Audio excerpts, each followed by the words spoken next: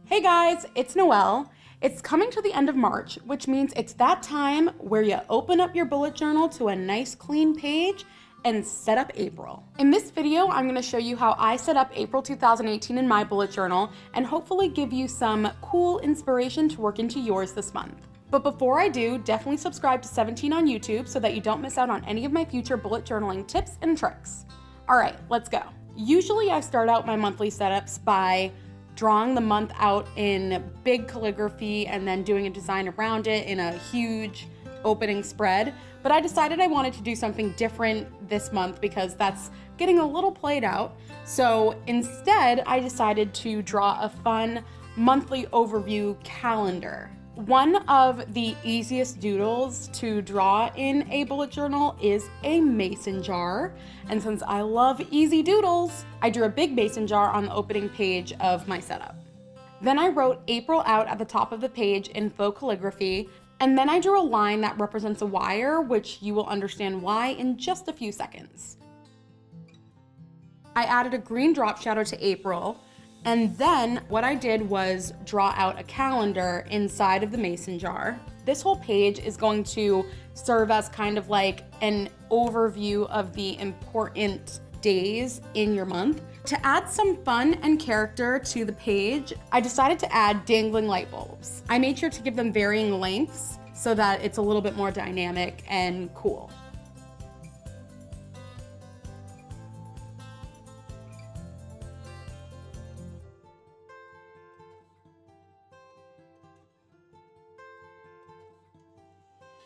Then I separated the bottom of the page into two columns, the left side for important dates and the right side for goals. If you have an event on a particular date, draw a dot under that date. I used my personal color coding system, which is blue for personal fun events, red for due dates or bills, green for kind of like extracurricular activities, and orange for family events. To finish up this opening page, using the corresponding color again, write the date down in your important dates column and write what that event is.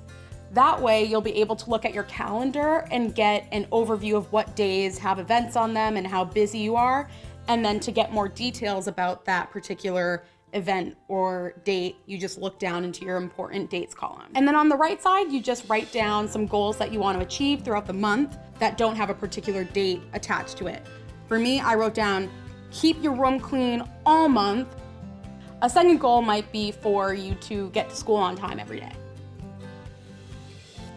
The next page in my monthly setup is my standard monthly overview. It's great to have a monthly overview so that you have a little more space to delve into the different tasks and activities that you have to do throughout the month, and it's great to go back to and edit and change. For my monthly overview, I split the page into two columns by writing the dates of the month down the middle of the page. Then on the left side, I decided to write work, and on the right side, I wrote play. And then I added my fun little light bulbs.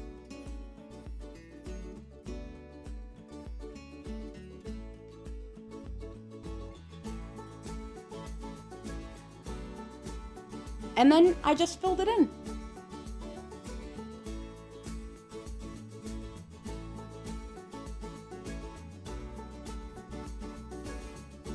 Last month I didn't do a memories page, so I decided that I would do that again this month. I find that I like to have a lot of space on memories pages, especially if you do doodles instead of writing out the memories in text. I pretty much kept the title the same as my other pages, except instead of drawing dangly light bulbs on the title wire, I decided to put little kind of like Christmas lights to keep the theme consistent, but saving a little space. Once you finish your title, all you have to do is draw your memories into the spread in doodle form.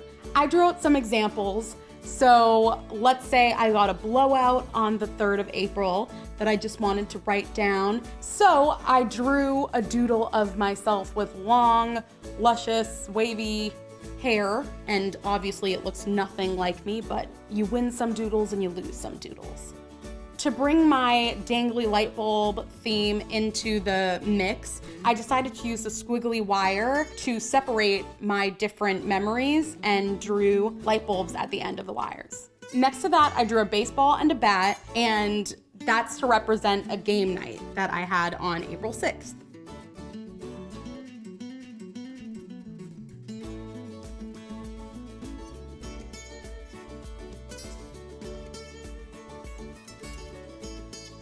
What's so great about starting a new month is that you can try something new that you've never tried before, which I did in my monthly tracker spread. Since I like to track my sleep, I decided to merge my monthly tracker with my sleep tracker because I never use the whole page to track my habits anyway. So what I did was, for the top half of the page, I did my standard tracker. I wrote out the title to match my other pages, and then I wrote out the days of the month horizontally.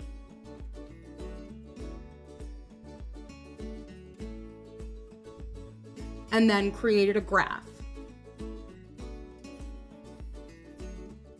And then I listed out the habits that I wanted to track on the left side, like waking up by 6:30 in the morning, washing my hair, flossing, if I read, if I drank 8 cups of water, going to the gym, if I cleaned, and if I went to bed by 11 p.m. Then, under my tracker, I drew a second line to create a kind of second graph. I don't have to re-list out the days of the month because it's already up at the top of the page. But on the horizontal axis, I wrote 1 through 10, going from the bottom to the top, to represent the hours that I slept that night. Then I wrote sleep in cursive on the side and accentuated it with one of my nifty light bulbs. Then all you do to use this tracker is put a dot on the line that corresponds with the number of hours you slept on a particular night. I decided to vary the colors. If I slept 8 to 9 hours, I colored the dot blue. If I slept 6 to 5 hours, I colored the dot green. And if I slept less than 5 hours, I colored the dot red, as in, girl, you need to get more sleep. Then you can connect the dots with a little dashed line to, make it look a little bit more like scientific and like legit. This month I decided to do an expenses tracker just because whenever I feel like I want to save a little bit more money one month, the task of writing down everything that I spent in a day definitely motivates you to spend less. What I did to set up my expense log is write out my title following the theme that I've set up before, and then I split up the page into 2 columns, and then I split each column into 3 columns. The column on the left is for the date of a transaction. The column in the middle is for the item that I bought, and the column on the right is for how much money it cost.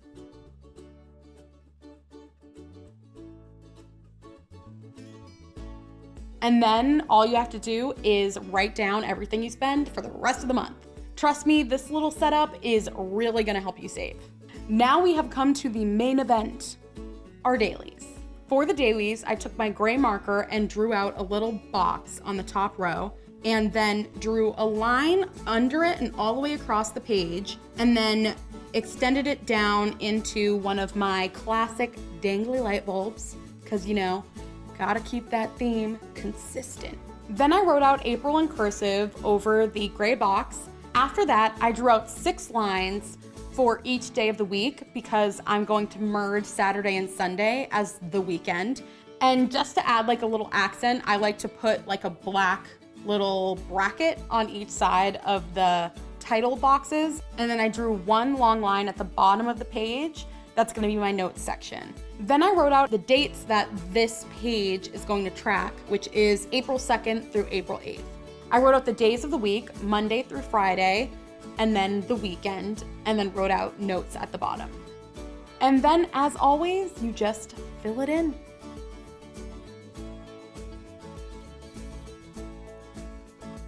I really like how this monthly turned out. One of the things that I really like about bullet journaling is that you can just take one thing that's inspiring you and turn it into a theme in your monthly. I was feeling mason jars and light bulbs because those are two things that I'm really good at drawing. I actually think this turned out really cute and has a lot of character without being super complicated or hard, which means that you should definitely try it. I hope this video gives you some inspiration on how to set up your bullet journal in the future. What theme did you decide on this month? Definitely drop in the comments below because I want to know. And definitely subscribe to 17's YouTube channel so that you don't miss out on any of my future videos just like this one. All right, bye.